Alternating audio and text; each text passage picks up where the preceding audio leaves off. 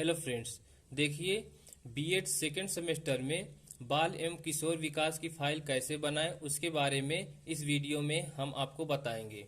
तो देखिए ये पहला पेज है। फ्रंट पेज कैसे बनाते हैं, ये हाथों से बनाया गया है।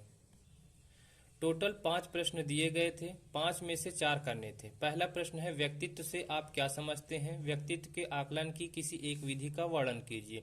तो पहले व्यक्तित्व के बारे में बता देंगे, व्यक्तित्व की डिफिनीशन कुछ बता देंगे, उसके बाद किसी एक विधि का वर्णन कर देंगे। ये देखिए कुछ डिफिनीशन है। और व्यक्तित्व के निर्धारक: जैविक कारक, मनोवैज्ञानिक कारक, वातावरण संबंधी कारक। व्यक्तित्व का आकलन: व्यक्तित्व मापन की विधियां: वस्तुनिष्ठ विधि, आत्मनिष्ठ विधि, प्रक्षेपी विधि।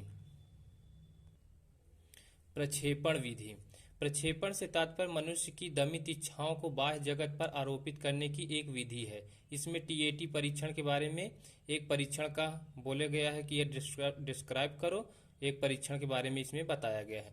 तो ये टोटल 4 पेज का एक क्वेश्चन का आंसर हो गया। 2 पन्ने लिखना है। अब दूसरा प्रश्न है, अभिवृद्धि एवं विकास की अवधारणा के साथ इसके अंतर को स्पष्ट कीजिए। तो पहले वृद्धि, ग्रोथ क्या है उसके बारे में बताएंगे, ग्रोथ की कुछ डिफिनीशन बताएंगे। फिर विकास क्या है, विकास का अर्थ: विकास गर्भावस्था, शैशवावस्था, बाल्यावस्था, किशोरावस्था, प्रौढ़ावस्था, यानी किसी एक अवस्था से दूसरी अवस्था में जाना विकास कहलाता है। फिर विकास की कुछ डिफिनीशन भी बताएंगे। विकास के आयाम: शारीरिक विकास, सामाजिक विकास, मानसिक विकास, नैतिक विकास, भाषा विकास। कुछ परिभाषाएं हैं। उसके बाद वृद्धि और विकास में अंतर। देखिए ये भी 4 पेज का हो गया।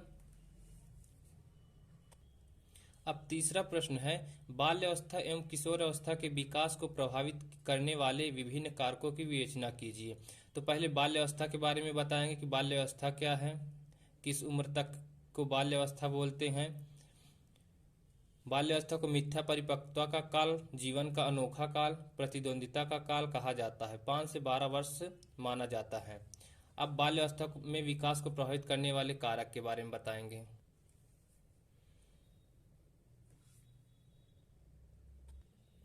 उसके बाद किशोरावस्था।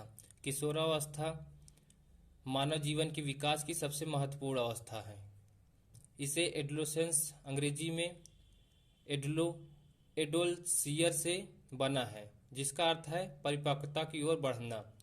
फिर इसे जटिल काल, संधि काल, तनाव, दबाव और संघर्ष की अवस्था कहा जाता है।